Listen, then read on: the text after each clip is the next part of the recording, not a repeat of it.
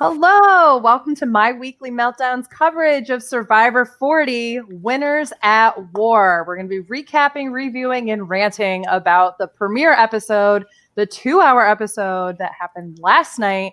I'm Beth. I'm joined by two amazing people, both Allison and Tyler. How are you both doing tonight? Oh my gosh, I can't believe we're actually finally here now. Like it's been a pipe dream. Yeah. It's been like so many like speculation videos I've watched.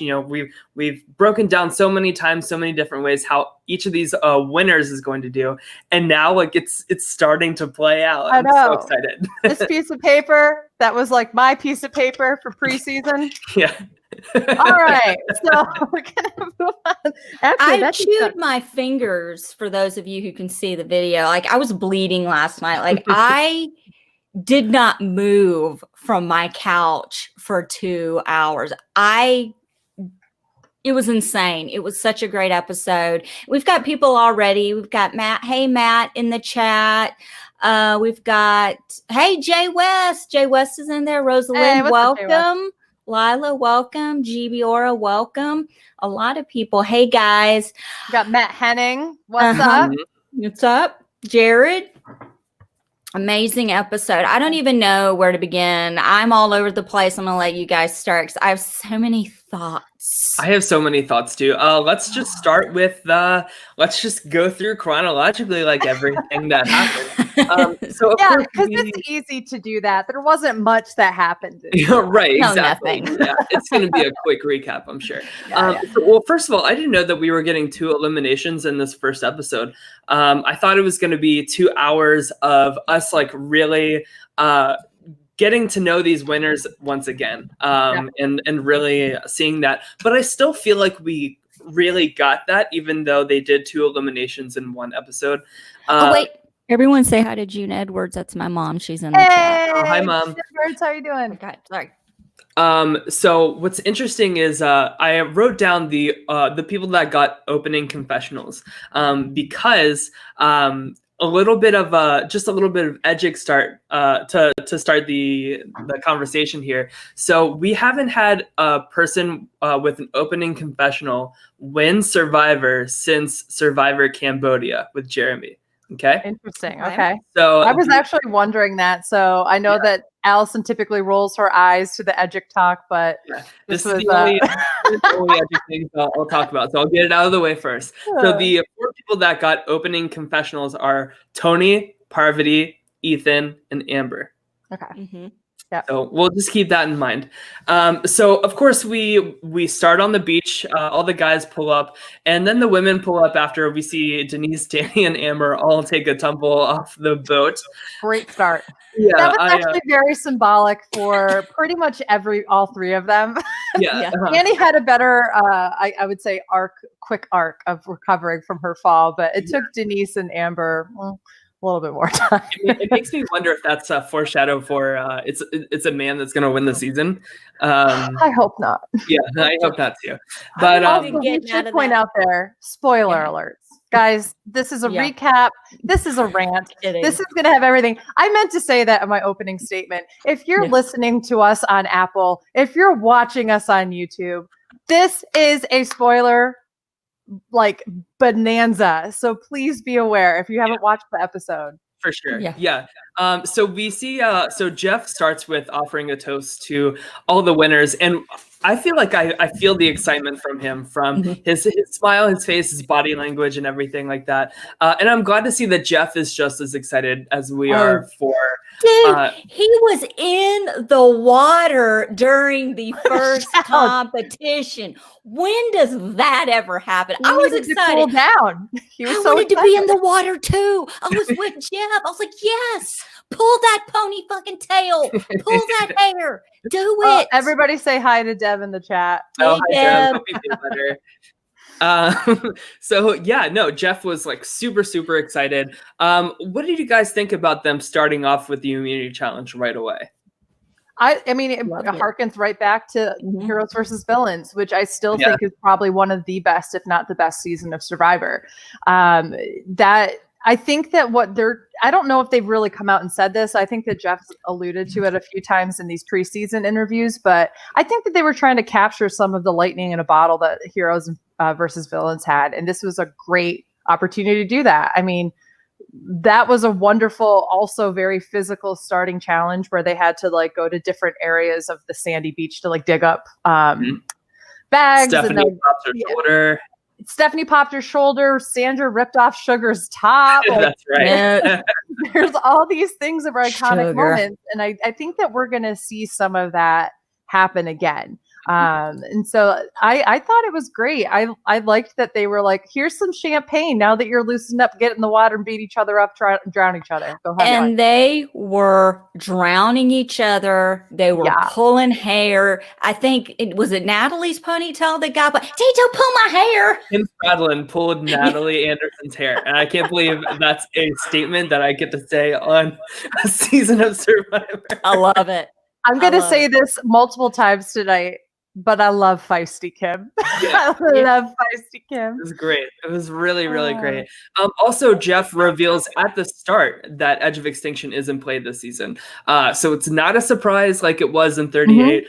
And I like this because I feel like it's not springing anything on them that they aren't aware of. So they're able to strategize and play the game accordingly instead of voting somebody out that they think is a huge threat, for instance. I agree. And I also think that what that should do to people is waking up. Like the fact that Boston Rob was not the first person out on the Blue Tribe is shocking. Oh, Jesus. Because I can't even. Anybody besides Rob and Amber, or maybe someone besides the people that they would align very closely with, is thinking, as long as one of them is in the game, the other one has an opportunity to join the game again. So you need both of them on Edge of Extinction.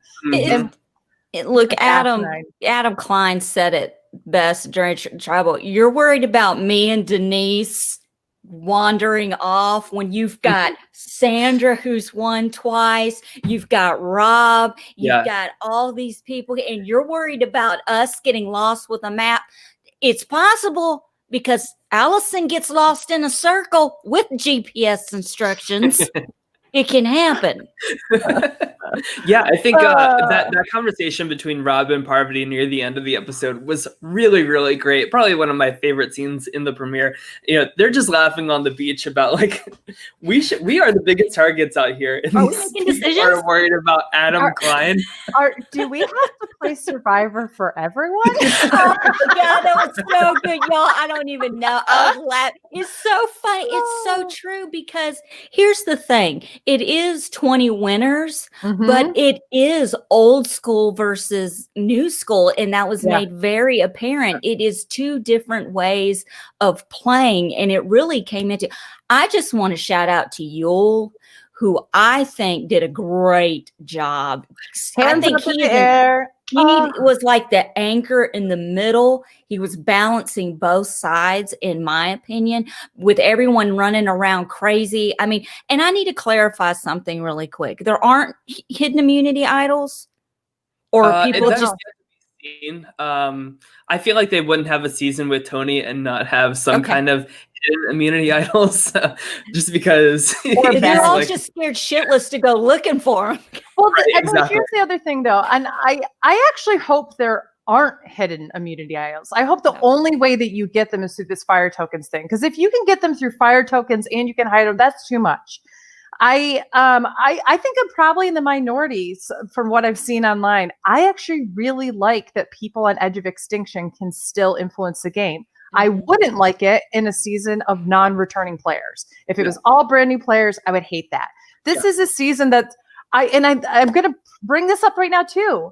They have been very open in the editing about pre-existing relationships. I love that. I've never seen that. So when they build that into the narrative, you almost have to have the Edge of Extinction play a big role, because again, it's not just, okay, let's shoot over here because somebody's favorite, Amber is over on Edge of Extinction, so we need to give her a little camera time. No, there's a purpose to giving them camera time now. So I actually really like that. And it should also, because it's a secretive thing, like Sandra doesn't know for sure that it came from Natalie, this idol that we'll get to. I know I'm jumping around a little bit, but it should give her a pretty good clue. Like, and she kind of already guessed it. So if people start getting fire tokens from people who have been voted out, if they start getting advantages and they can buy them for tokens, they're going to figure out the twist, and that's going to add to the strategy, which I think makes complete sense. Yeah. That's the way to do Edge of Extinction right in my mind. My mom loves Tony. My mother is very impressed with Tony. Of course you are. Why am I not surprised? Well, you're my mother. Of course you are. He was killing me. He and Sandra coming together, and she's like, "You're not mad at me, are you? It's all water under the bridge, isn't it? Let's do a fake barely touching hug." Can we talk about how both Sandra and Rob simultaneously played exactly the game that everybody said, we got to get them out before they play this game? They both were playing the game. Like, Sandra just immediately went, "Oh yeah, no, I think you're totally right. Okay, you drop that person's name. I'm gonna go to that person and tell them that you dropped their name. Oh, you're saying that person. I'm gonna go over and drop." Yep. I mean, and each of them went to tribal, and they're both still here at the end of the day. And Rob was working his mist on Ben. Tyler's favorite. Ben, I'm sorry. Let me rant about that for 1 second. I knew this was coming. I'm getting my fan ready. Hold on. Yeah, please do. So the green screen with the fan. Oh, your green screen like takes out half of the fan. Okay, so it's really funny to me how just outclassed Ben is here. Tell us how you feel. He's totally like not in his element. Like he just doesn't hold a candle in terms of strategy, social gameplay, like any of that stuff. Like, we saw him falter like 2 or 3 different times, like just in this episode alone. It's terrible. Like, he looked like a dog, like with his tail tucked between his legs, when Rob's like, it's making me not trust you, Ben. You gotta tell me. You're not talking to me. You're not talking to me. You're not telling me anything. At that point, this isn't Big Brother. It's not like there's 4 days before actually a vote happens. It's gonna happen that night? Yeah, terrible. And then, like, 5 seconds later, Ben's telling Adam that he's the target now. Like at that point, why didn't Adam go to Rob and say, "Listen, Ben's like dropping names just as much as he dropped Ben bombs in his season. Like, why don't we just all come together, get him out? This is an easy first vote."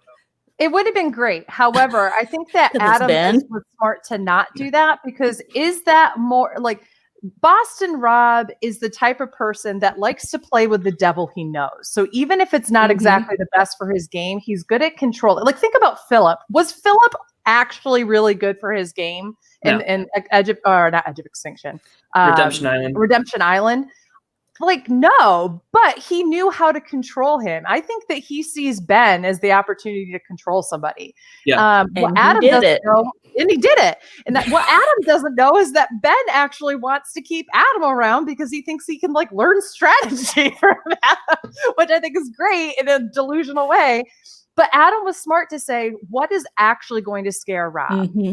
What is going to scare the old school people? What scares old school people are strong alliances that rival their own strong alliance. And that's why he said Jeremy and Natalie. Now, what do you guys think? Do you think they made, if they weren't going to go for Parvati or Rob, and they weren't going to go for Adam and Denise, thank God. Can we bless up for that? I was worried for you. I just want to point out our group chat, dead silent during those whole 2 hours. Nobody said a word because we were all like this. Yeah. And I was so worried Denise was going to get voted out. But go ahead. What is your question for us? I want you to know, if she had gotten voted out first, I would have been like, thank God for Edge of Extinction. Yeah. No, but what do you guys think? When they were targeting Jeremy and Natalie, do you think it was smart to go for Natalie over Jeremy? Or what are your thoughts? I think there's benefits and disadvantages to both, right? I mean, both of them played such dominant games, but I think I would go for Jeremy first, because I think that he's more likely to win a jury vote in the end than Natalie. Jeremy is very likable. He's certainly like a family man, which is huge on this season when there's so many parents. And I think that he could easily win a jury vote, even more so this season than he did in Cambodia when he won all 10 jury votes. Where Natalie was on a revenge trip the entire time. Like she's loud, she's aggressive, and I could see that not playing well in her favor for a season like this. So I think that if I were Boston Rob, I would say take out Jeremy first.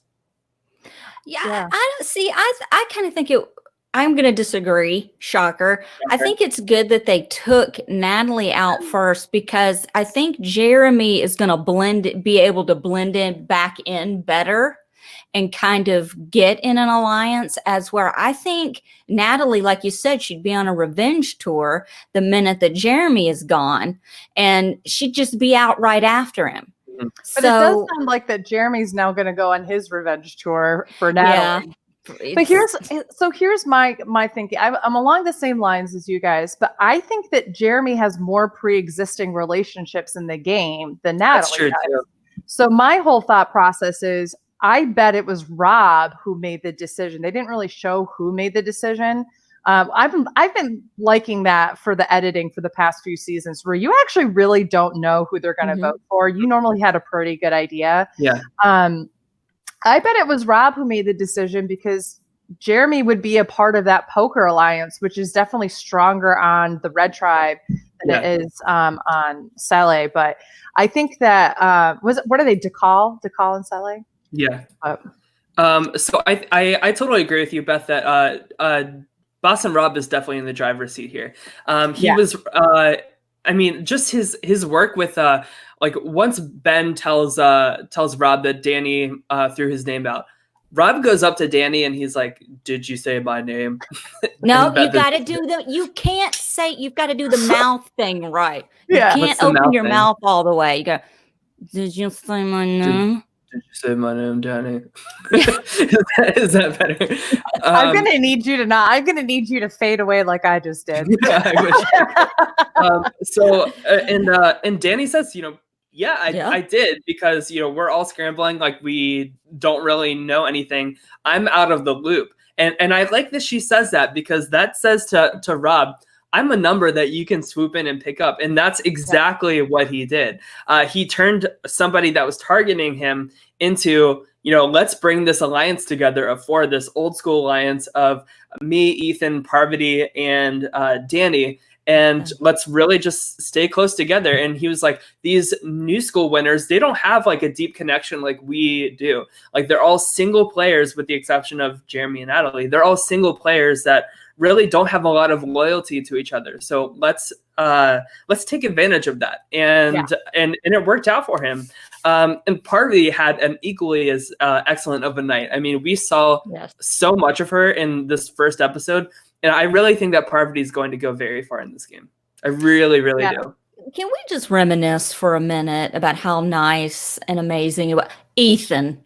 How nice was it to see Ethan? My first Survivor crush. I mean, it made me feel like my brother's playing, or like someone is. I just loved seeing him and Tyson and just all of these old school players. And it took me back. I think that's why I was so glued to my seat, because it was like, man, this is winners at war. It really is. And it is old school versus new school. What do you guys think about this poker alliance stuff? Go ahead, Beth. What do you think? I think that Kim has played once? Twice? Yeah, just once. Sorry, a bottle just randomly fell over, so I have a ghost. No bigs. They also agree that Kim only played once. So I feel like Kim is an unfortunate, sacrificial kind of goat for that. However, I do think that it's legitimate to say Tyson and Rob are close friends. I don't know if the poker, I think people are like Natalie brought up at Tribal Council. People are coming up and grasping at straws for reasons. People are, oh, well, Denise and Adam ran off, so therefore they're a threat. Like, okay. You know, Tony's being quiet. Is he a threat? You know, Tyson is Tyson. You know, like there's people find any reason and then it snowballs and they run with it. And it's all about who's talking to who and when they're talking to them. And I think that Adam knows that better than probably anybody else, because his whole game in Millennials versus Gen X was to always have somebody who has a slightly bigger target ahead of him. He was never not a target, but he was never the target. And he's already turning that into his game here. So I think that the poker alliance would be smart, whatever it is, whether there is an alliance or not, to say, okay, well, if they want to make us an alliance, let's be an alliance, but also realize we might have to vote for each other. We might have to do something, like we might have to do voting blocks. Who knows? But I think that feeding each other information and taking advantage of that and finding who can be that target ahead of us. The fact that Rob did it this time, you know, like everybody is acclimating to a different kind of game. So I don't know if any of that makes sense. It started with a poker, but it kind of went to a bigger thing. No, I think that makes total sense. Matt Henning, and we'll get to some comments in the chat in a second. Matt Henning says the poker alliance is an amazing scapegoat, and that's exactly what I think. I think that that's correct. I think it's any way for Sandra and Tony to de-escalate the target from them and to put it on somebody else. I think is the right move for them. So I think it's good for them for really playing that up. And like we said, like it's crazy that like CBS literally like flashed back to that poker game, showing Tyson saying, "Hey guys, like if we're on the beach together, we're gonna run this show, right?" And everybody's like, "Yeah, let's do it." I just thought that was so great that they did that. You know, Kim really, I think, did a great job especially at Tribal Council, really selling herself as like, I'm not part of this, and if this is a thing, I'm not in it. I thought that was really smart and a great way to kind of get away from it. But I think the damage is done at that point. Like, she did receive votes at that first Tribal. But you know who I think voted for her were Tyson and Amber. I have it right here. Let me see. So the three that voted for Kim were Sarah, Sophie, and Tony. Oh, wow. Okay. So they did just split it then. Interesting. I did not see who the votes were because I think I was just so like, I have it. I have the wiki pulled up just for reference for that.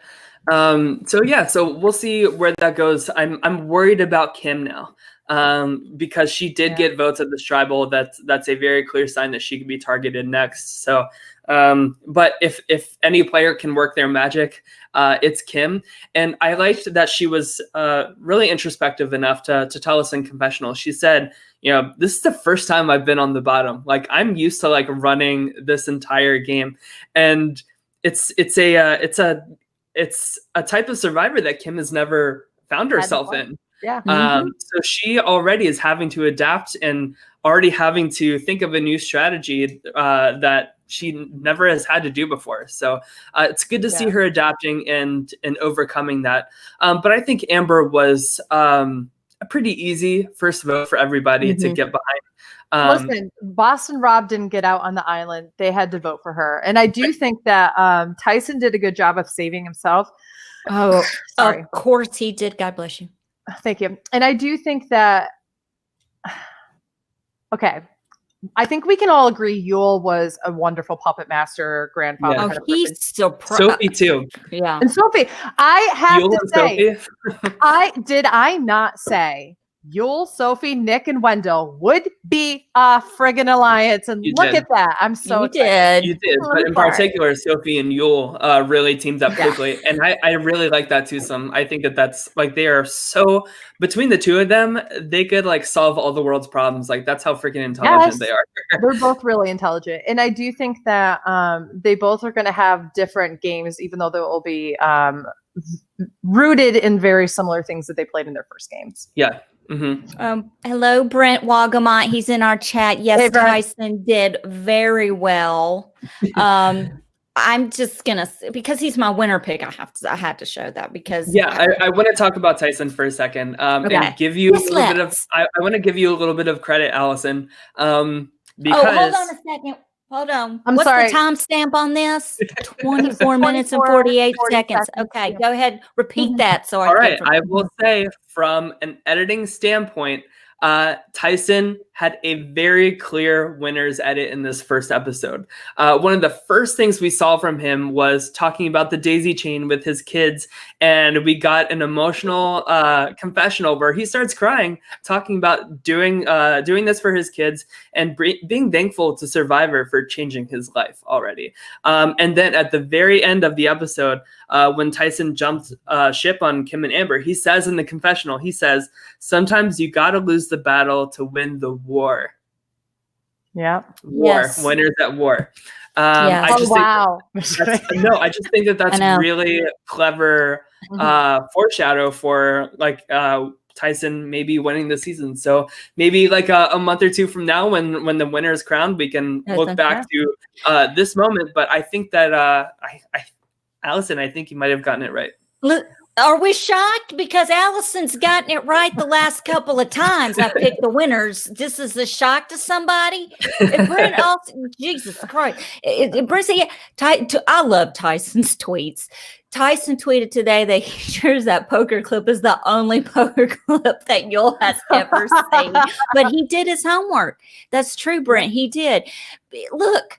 Have y'all ever listened to Rob has a podcast? Well, Brian, I know you have, but the News AF that Tyson does with them, dude is hilarious. His tweets are hilarious.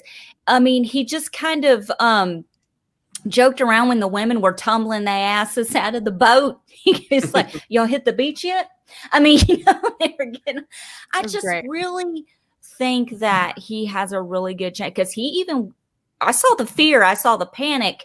And of course, Allison started panicking too, because I thought, shit, he's going to be the second one to go. But if we had first to go out, Natalie, second to go out is Amber. Do you think, let's go over the episode. We're everywhere. Let's kind of break down the episode a little bit. Right. So basically, after the first immunity challenge, DeCall, the Red Tribe wins. Right. They instead of going to tribal council that night, the Blue Tribe's Sele does not go immediately. They get a whole day, and then they go on day 2, night 2, to tribal council. Mm-hmm. I did too. I really liked that. What we saw at the Sele camp was when Adam and Denise were finding water, they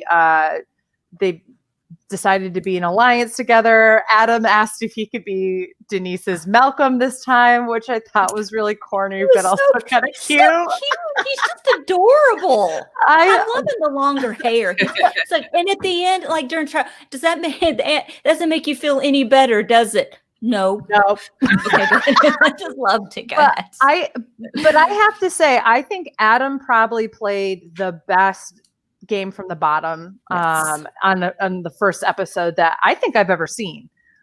He really saved, like Nick Wilson was saved from a medevac in his first season that he played it. Like I don't think there's another person in this season who has had the threat of going home first so strong. And that's really saying something because you have people like Sandra and Tony who went home early in Game Changers. But he really did a good job of flipping that around. I don't know to what effect Denise had on that. I really think it was Adam driving that boat with Boston Rob. I'll tell you what I think effect Denise had. I think Denise really grounded Adam from preventing him from playing this too hard.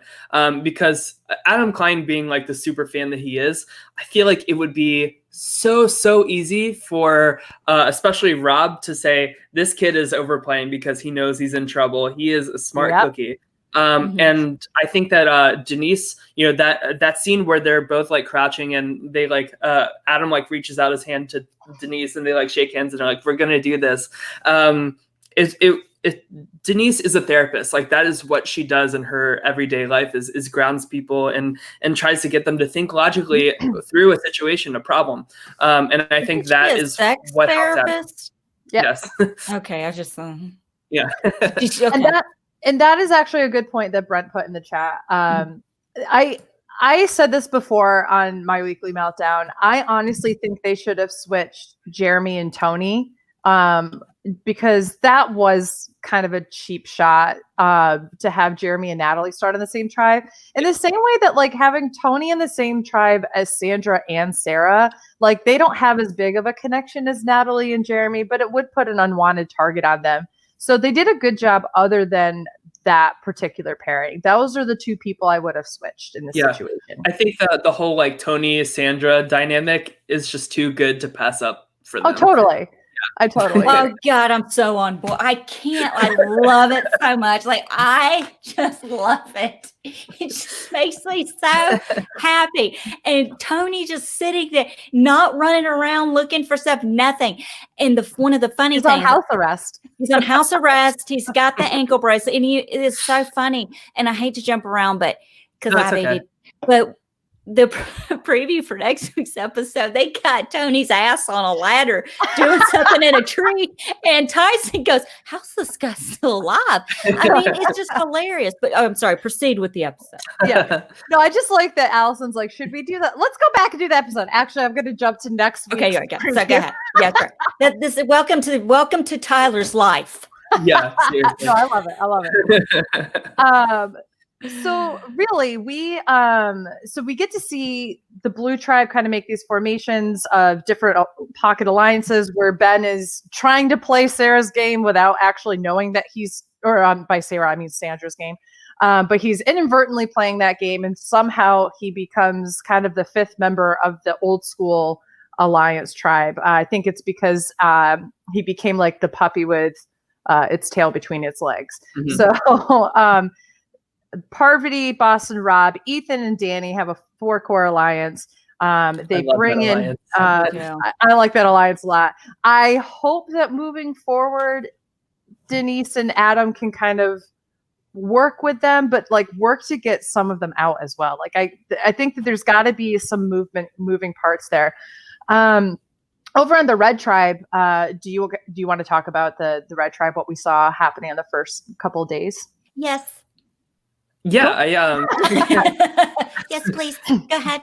Yeah, so we just saw like so many like little pairs as compared to the Blue Tribe that is pretty like split down the middle. So I think we had like Tyson, Kim, and who else? And Amber were together. Amber. And then I think he said the gritty alliance of Sarah, Sandra, and Tony. I love that. Like those three are working together. Like what a shitstorm that's about to happen. And then we have the more intelligent people. We have like Yule, we have Sophie, Nick, and who else? Wendell.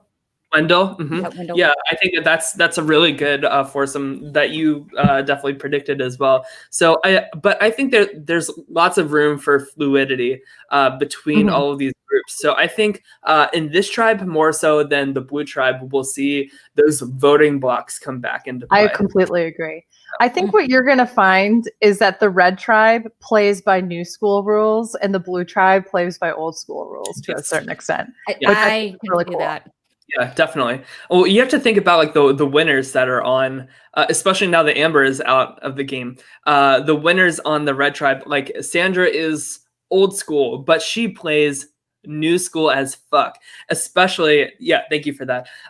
Especially like now that and we can get into it, but Natalie gives her the idol, and Sandra's like, I'm not gonna think twice about it. I'm spending my token on this, and she gets the idol. Like she's ready to to play ball with these with advantages and everything. She'll play it very well. I think my favorite tweet I saw today, and I can't remember who tweeted it, so I apologize, but somebody was like, Sandra and Island of the Idols, never take the first like advantage or like a deal that's offered to you. Look here, Sandra and Survivor 40. I'm gonna take it. I'm taking this idol. That's it. But I think it's smart for her to take it, especially as she is going to be a huge target no matter what. Her name is going to be brought up at every tribal. Not a first-time player that nobody's like. Well, let's look. But you know what's amazing? Now, analyze this for a second. First, we've got Amber's already gone. How far back do these old school players go? The two oldest that I see on here are Tyson and Yule. So Tyson played in Tocantins, but he didn't win until Blood versus Water. Right. So right around when Tony won. So I consider him like a kind of a hybrid of like old school and new school. I like to call it middle school. Yeah, Like a junior high sitch. Yeah, junior high. Tyson, but the Tyson 20s winners in general are like Tyson that played in Tocantins is totally a different person than the Tyson that we're seeing now crying about his children in confessional. Yeah. Oh, so sweet. Oh, so sweet. But it's also like it's you're seeing an evolution in Tyson's game where he gets you can argue that he didn't get progressively better in villains or heroes versus villains, but he got better and better and better, right? And he had something to really motivate him with Rachel getting out in Blood versus Water. What you see here in with Sandra, for example, who was an old school player, came back for middle school and has come back for new school now twice, and has also served as a mentor. You have she's a grad student. She's working on her bachelor's. She's on her doctoral track. She's writing her dissertation. But you have someone who's evolved with the game, and that's why it's so exciting to watch Sandra continue to play. Because I'll be honest, I thought Sandra was funny for her quips and such, but wasn't necessarily an exciting game player to watch in the first 2 seasons that she played. But I loved watching her in Game Changers. And last night, I loved watching Coach Sandra from the bench in the second immunity challenge. Pay attention, Tony. Look this way. Tony, pay attention. Was she not a little league coach being like, stop picking daisies in the outfield. Come on, pay attention. Tony, did you take your Adderall? Why's your ADD flared up? Look this way. So the real impressive moment for me about Sandra in this first episode is she didn't play her idol. No, she did. I knew she wouldn't, y'all. I knew it. Not a chance. That takes balls. Like seriously. Like 2-time winner balls. Yeah, I'm sorry. It takes ovaries, not balls. It's true. Okay, you right. Big gold ovaries. Right. I was just thinking 2 balls, 2 wins. You know, there's a metaphor there. But like the fact that she didn't play her idol is crazy. Oh God, like what power she has now. Like she has an idol, survived a tribal council, and she was pretty comfortably in the numbers. Okay. The question is like, how long can her and Tony like truly work together is my big question. I give it 2 more episodes. It's already over. It's over. It ended the minute she was yelling at him, telling him eyes this way. He was like, oh, fuck this. No, well, micromanager. So I think I'm gonna be the task manager person. I think we do need to continue to go back to the recap portion, just because we do have so much to talk about and not so much time. So do the talking stick. Thank you. Where's the LOS? Here, that's your talking stick. This is my talking stick. Okay. Tyler needs a talking stick. Oh wait, Brent has a question before we back up to that. So that idol is good for the next 3 tribals and the next 3 tribals that she attends. So they just did an expiring idol in Survivor, or in Australian Survivor, and what those rules was 3 tribal councils, not the next 3 that she attends. So that's definitely in the last season in Island of the Idols, when they would say this is good for the next like 2 tribal councils or whatever, it was the tribal councils they went to. So that was what the difference was, because there were times where I was like, oh well, that person doesn't have an idol. Then I'd go, oh wait, I guess it's still good because they didn't go for 2 weeks, but now here they are. Like, so I don't know if that's really been decided. I read it as like the next 3 total. But I hope that that's the case, because I think having an expiration date on immunity idols actually makes for more exciting gameplay, and it also makes, because there's the part of you who says, I really don't need to use the idol, but I have it, so I should use it. And that's not necessarily good gameplay. You can actually slip up and like make people think that you didn't trust them by using an idol. And on the other hand, it's, I think it adds a little bit more of a layer to it, especially now that there are idol nullifiers and such out there too. Yeah, and didn't use it. and like that prevents like advantage getting from happening in Game Sure. Changers, and Suri goes home because of that bullshit. Poor Suri. So at the end of the first tribal council, it is Natalie who goes to Edge of Extinction. While she's on Edge of Extinction, she finds that she can spend fire tokens for certain things, including. Can we talk about the fact a hidden immunity dial is 1 token, like the same as like a jar of peanut butter on Edge of Extinction? Sounds about right in this modern day. I was just gonna say, if that doesn't capture that we have way too many advantages and idols in the game, I like that it's so cheapened that you can get a jar of peanut butter, which people used to strip naked for. Listen, it better be honey. Got some honey peanut butter. It gotta be made out of chocolate and just like and have Nutella mixed in that shit. That's all I'm gonna say. For Allison to even think about it. So she finds out that the way to earn fire tokens is she can basically find advantages, idols, and such on Edge of Extinction and will them to another player, but they would have to give up their fire token or tokens throughout the game, in which case she would get paid. Now, what we find out is that she finds a hidden immunity idol, which Rick Devens on Twitter, which this I got into there's controversy. There's controversy in the chat. You're wrong about something, Beth. Oh, it's 3 what? It's 3. Oh, I'm okay. I apologize. The hidden immunity idol for Sandra was 1 token. Yeah. Okay. I apologize. But I'm still just saying that the fact I know that they only have 1 token in the beginning of the game, but I guess it just cheapens the fact, like for Sandra, that everyone calm down. Anyway, calm down. That's fine. Anyway, so I got into it a little bit this morning with Rick Devens on Twitter because Rick decided to say, oh, it was so easy for Natalie to find that idol on Edge of Extinction. And I wrote, this is ironic coming from somebody who was just given an immunity idol for getting back into the game off of Edge of Extinction. Right. So we went back and forth a little bit. But the point I was trying to make is this isn't her idol. She doesn't get to keep it. She doesn't get to use it. She has to sell it in order to get a token. So like, it's really not. Look, Rick Blevins can, like, I'll say it. I don't care, Devins, whatever. He can get on that podcast called "Who Gives a Fuck" that Jesse Larson and Hamza started Wester, and can air his grievances there. Okay, it's called "I Need to Be Relevant. I need to be remembered." But sorry, next. Did you win? No, next.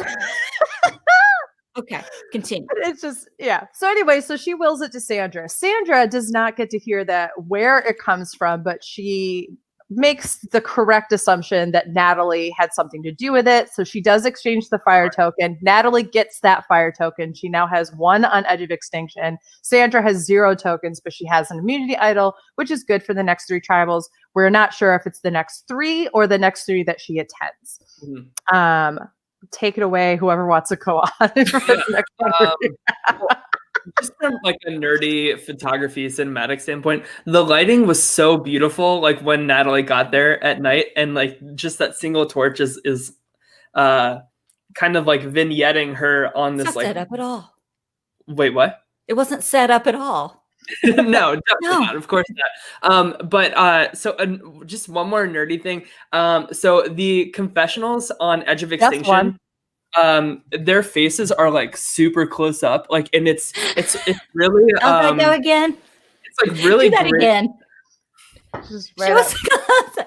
It's really close. Like, I mean, Natalie is literally like, I'm going to give the idol to Sandra, and the island is really tough already. I don't know what to do. But it's really. I just hiked up a mountain, and it was only about a mile, and I think we have to walk about 6 miles to get to tribal. Yeah, I made it sound like it was really hard, even though I do CrossFit. So bad. And I hope that Rick Devens thinks that this is ridiculous sometime, but I found it so easily. Yeah. I'm just glad the chat can't smell Allison's breath. You know what? Sorry to Apple, people listening on Apple. I know. Yeah, right, exactly. Yeah. So just real quick, we can giggle about this, but I just really enjoy the closeness of those confessionals really matches just how uncomfortable everybody is on that edge of extinction. And I just really like that artistic choice there. Anyway, so what did you feel about like her having to give the idol to Sandra? Were you surprised that why do you think she picked Sandra? I don't know. I thought she would have given it to Jeremy, or could she not? She had to be on the opposite tribe. Okay. I don't know. I don't know the logic behind that. I have no clue. Well, I don't know if she has any kind of pre-existing relationship with Sandra, but I will say that Sandra is known to reach out to every winner when they win. I think in preparation for a season like this. Yeah, and I also think if you look at the other tribe, I don't know that Natalie's actually really connected to anybody. She certainly wouldn't be connected with Yul or Sophie or I don't think Nick or Wendell. And if you're looking at the other people in that tribe, I think that she also is thinking, I want to stir shit up. And wouldn't it be great to give an idol to somebody who I know is probably going to need it?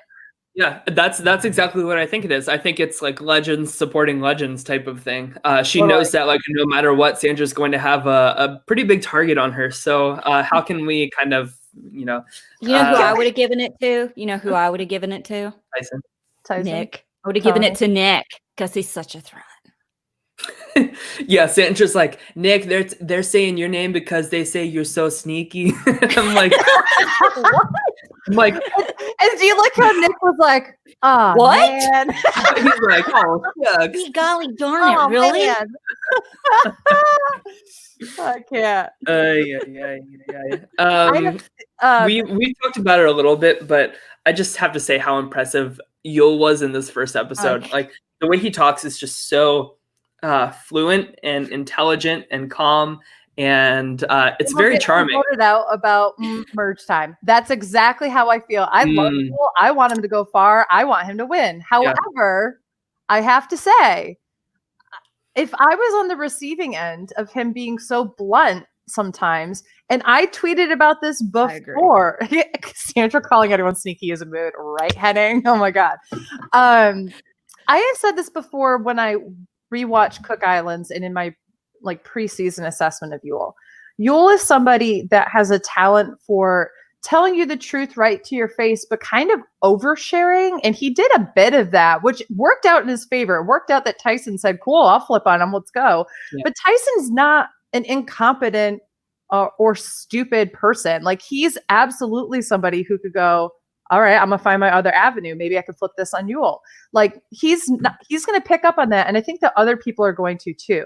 And Sophie even kind of alluded to it. I think that they're definitely going to work together, but she sees him as a nerd shield. So when I hear shield, I hear I'm going to sacrifice you in the future.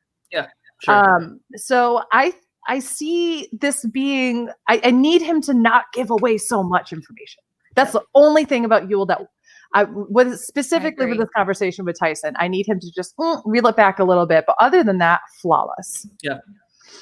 The only person I'm like really worried about now is Kim. I just am really unsure where she goes from here and how she can kind of get herself out of this pickle.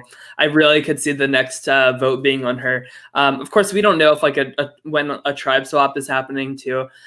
So that's yet to be seen. But. I can see Kim, and I'm just going to say this because of the confessionals, how good Kim looked during her confessionals, like glowing, had an eyeliner on, the wind was going through her hair, and I'm like, this bitch got voted out, and they're interviewing her and trying to make us think her ass still on the island. Are you kidding me? So I'm watching now to a condition they're in. Anyway, interesting. Yeah.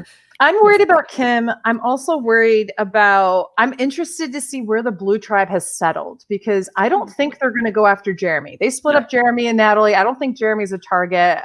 It really comes down to what's going to happen next. I can still see Adam and Denise being a target. I think that could absolutely be one. I'd be interested to see if Adam, Ben, Denise, Michelle, who's now feels on the outs, and Jeremy get together and say, cool, let's go after these old school people. Well, listen, here's the problem, Kim, though. Here's the problem. We got a blabbermouth Okay. We got Blabbermouth. Get that picture off of my screen right now. Blabbermouth here is running around telling Rob every fucking thing. He's just mesmerized. So, I don't know. And I'm interested too. And I think they know that because in next episode's preview, there's a split second where they showed Adam and Denise talking. And I think Adam says, and Ben knows. And Denise goes like, fuck, or something like that. So Ben just needs to go. Okay, Tyler's been saying that since before the season started. I mean, Ben literally said, I don't know how I found myself amongst all these winners. And we're like, we don't know either, Ben.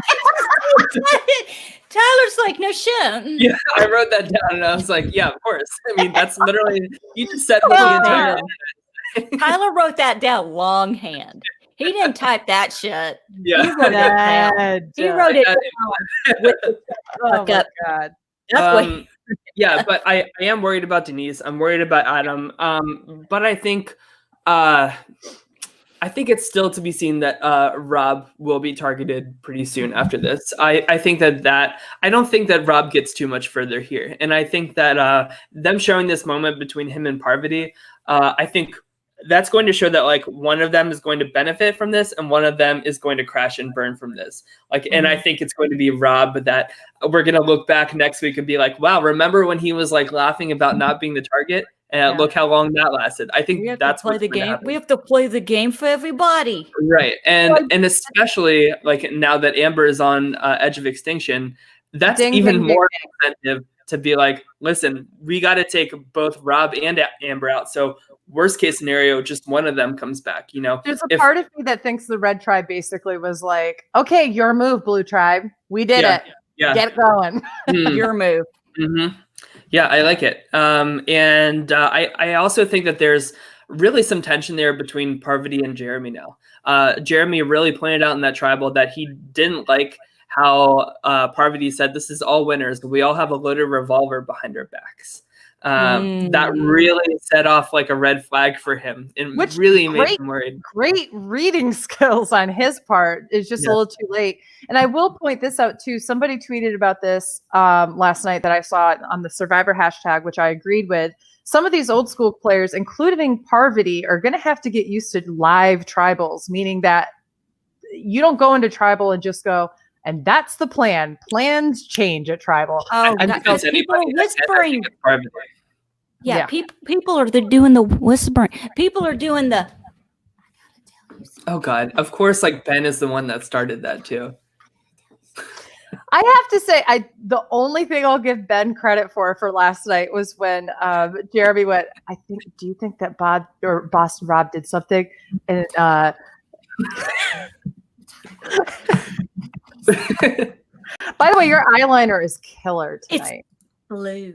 I noticed in metallic. Metallic blue. Lancome. Okay, go ahead. All right, what were you saying? No, I was just saying that I liked the only thing that Ben was able to do in terms of keeping his mouth shut was when Jeremy leaned over to him and said, I feel like Rob is pulling something. And Ben was like, I'm beginning to think so too. Mm-hmm. Like, bitch, you're the reason why. But good on you for not being like, you're right. Sorry. Yeah.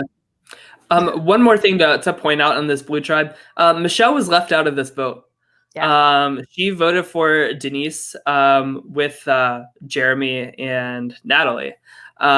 So that's something to be seen too. Like, where does Michelle go from here? Does she potentially flip to work with the old schoolers? Because let's keep in mind, Michelle is a huge Parvati fan. Michelle commented on Parvati's Instagram before she was casted saying, Parvati, I know I can win this game. Can you please help me get in touch with casting people? I'm a huge fan of you. I would love to meet you in person. And I was watching for that interaction when they first all got on the mats at the very beginning of the episode. Michelle gave Parvati the biggest hug. Like, she was like, oh my God, I am meeting like my idol right now.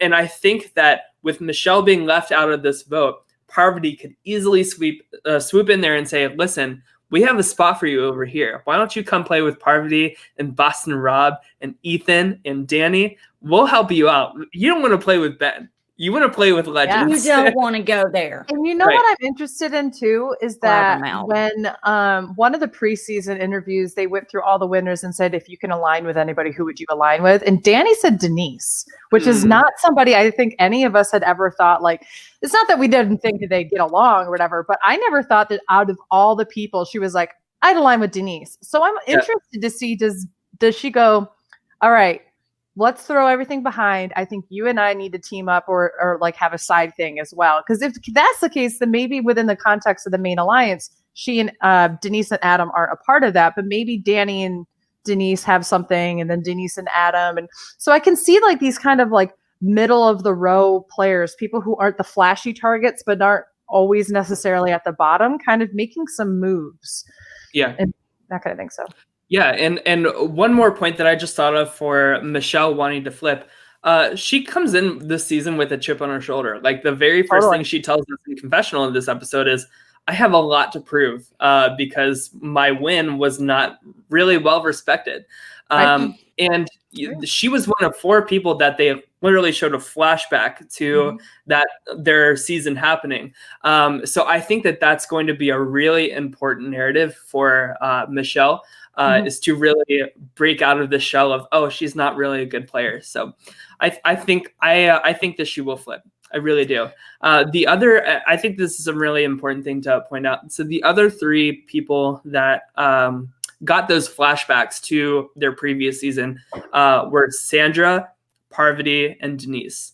Those are the other 3 that we saw like flashbacks of their previous season. So I think that them overcoming their struggles in their winning season is, I think, going to be very important to their stories. So Denise, we had her saying to Adam, like, oh, I saw blue and then we lost. And like, I'm like, no, not another Matt Singh situation. I think that's going to be really important to her narrative as well. So that's well, and here's the thing. Her streak was alive in the first, and then it broke. She finally won immunity. Yeah, and that was the very first tribal. Denise has not been to. I was hoping somebody would make, like, there would be a confessional or something about that. And I know I'm a huge Denise stan and all that stuff, but I'm just sitting here like, Probst talks about that all the time. He puts Denise in his top 10 of winners because he's like, she had to go to every tribal. You're going to say, even a side comment as Blue Tribe's leaving, you're not going to go, Denise, congratulations. Right. And I just figured something would happen, but nothing did. Brent points out, Sandra's note said, this is a hidden immunity idol. It's good for your next 3 tribal councils. Use of the word your to me means that the next 3 she attends. Okay. I agree. Yeah. That's what I agree. That's what they did last season. So that's what I thought it would be this time. Yeah. Thank you for checking the tape on that, Brent. I was wrong. Had to happen sometime on this show, so I'm glad it was timestamp. 57:17. Just write these down. Yeah, right. Do we have any last thoughts about the episode, the premiere? Do we have any clear people that we think are that we haven't talked about that we think did really well? I think Danny did pretty well. But I think everybody kind of thought that she would. I can't understate it enough. I think Parvati had an amazing night. And I think she's going to do very, very well in this season. Just like how I said Tyson talked about his family in confessional, we also got one from Parvati. She said, I used to be the flirt and now I'm a mom and I'm going to use my parenthood as an advantage to connect with people in this game. Perfect. It's great. Dude, they're all going to be doing it. They all have kids now, and they're all going to be sitting around the fire crying, I don't want to get upset. I don't want to get emotional. They're all going to be doing it, please. Jay West wants us to talk about Sarah. We haven't really mentioned her too much. Okay. Not really too much to say. Of course, like she was a lot of people's targets going into this game. So how long she can last is very to be seen. I think that if the Red Tribe wants to take a stab at Sandra, Tyson, or Sandra, Tony, and Sarah, while like worrying about idols, I think that the vote could easily land on Sarah in that situation. So she's definitely not out of the woods yet. And Brent says, I love seeing Ethan on my TV again. Talk about a blessing. Yeah, that can't be understated enough too. Allison talked about that earlier, Brent. Yeah. She did. And Brent also says it's totally living up to my expectations. I totally agree. Like this episode was like the Super Bowl for us Survivor fans. Dude, screw the Super Bowl. I don't even care. You know, I had the Oscars last week. That was my Super Bowl. Eminem showed up. It was amazing. And now I got Survivor 40 going on. Nothing can ruin my night unless my son calls me about something. Other than that, I'm okay. You know, children do that. They have a way of shitting on your happiness. Not that my son shits on my happiness, but it's been a day. With that being said, I think that about wraps it up. Yeah. Well, I think Allison, the only if you're thing ever I'll out say, there, you can talk about how your child shits on your happiness. And other oh, parents like can we miss relate. our kids and you're like, thank God I'm away. I couldn't get on the plane fucking fast enough. I could have given my phone fast enough. Take this piece of shit away from me. Get son adoption. I don't care. Yeah, I mean, what children? I don't have any children. No, Right. I'm just kidding. No, I love my sweetie. I love my son. He's so sweet. One more thing. I have updated our No. draft that we did with Kim and Ooh, yes. and Alex. So here is where we stand. So Allison and I are both still intact. Wow. God, I've got freaking Ben. Jesus Christ. You picked him first. You know what? But do you want to know why? Let's be real. Let's be real. I did it to piss you off. That's why I did it. But you reap what you sow now. No. Yeah, okay, you know what? Can I tell you something, Allison? Tyler and I did our little draft, just the two of us. Yeah. And I could have forced him to take Ben and I take Boston Rob. But I thought that Ben actually stood a better chance than Boston Rob. So I made him take Boston Rob. And I so regret that. Like you wouldn't believe. Let me bring up me and Beth's draft here. That's too. the difference between you and I, Beth. You're a good person. I'm not. It's my fatal flaw in these games, you know. Anything I can do to rile up Tyler, I'm going to do it. I'm uploading the draft now for me and Beth. While that's uploading, who do you guys think is the next boot? Kim. I think if the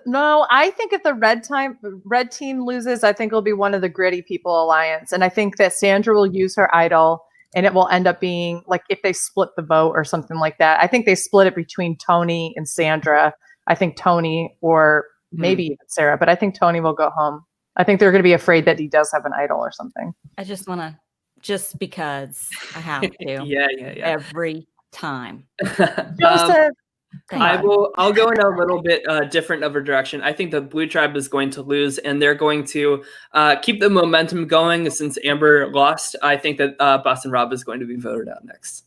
I think they're going to merge in 2 weeks. I think next week they'll be fine, and then the week after that, I think they're going to jumble this up. I don't think this Blue and Red Tribe stuff is going to, am I on the show? What's happening right now? We just going to stare at this the whole time. Sorry. Technical difficulties there. It would have been really funny if I was doing something embarrassing that whole time. It was like, oh, hey. Picking your nose, scratching your boob. It happens. Let's see. Oh, sorry, Matt. That's bad. Okay. We got to. I have it pinned to my. Oh, here we go. I have it now. So here were my picks and Beth's picks in order. I feel like my team's a little all over the place. Look who's first. Look who's first on Tyler's picks. I was very high at the time. First on my picks. Oh, the other star of the episode. I was very high at the time. It was very difficult. So I was I had Allison ringing in my ear the whole time. That's why I picked Tyson first. It was probably the best situation for me that we're going back and forth and Tyler was high. And then and now I'm looking at the teams and I'm like, oh my gosh, this Rant Teal season is going to end up being like Tyler has all the best friggin' picks. Let me tell you something. I don't have to be high to pick the best people. I have to be high to think how Allison thinks. Tyler has to get high to get in here. And then it starts making sense, doesn't it? It starts making sense. Oh my God. That is funny. On that note, Yeah. I think that's the end of the show. I think so too. I think so. So you guys can follow us on Twitter at TLions, Memphis Darling. No, What Summers are you S. talking Kelly. about? You can follow us. What? On What's your Twitter. Twitter? Is Summers S. Kelly? I'm on the Twitter at Summers 1977 SOMMERS 1977. But follow me on Instagram. Yes, follow us on Instagram, My Weekly Meltdown, and follow Beth on Instagram at AugustaWind11. She also Twitch streams as well. And also, guys, this starting this episode, we will be on Apple Podcasts. Tyler has to get high to get on Allison's level. Can we get it on a t-shirt? Yeah. I'm a designer, so I can make that happen. Matt called me pee in a cup. So I was gonna say it on the back of it is you pissing in a red Solo cup. There we are. And of course, it's so hard to get back on track with Allison. And of course, you guys can find us on Apple Podcasts and Spotify. The links for those are in the description. So make sure you click on them, subscribe, but also give a 5-star review if you can. It just helps the hashtag algorithm help us out a little bit since we're brand new on the podcast front. And I think that's everything. So we will see you guys next week. Have a great.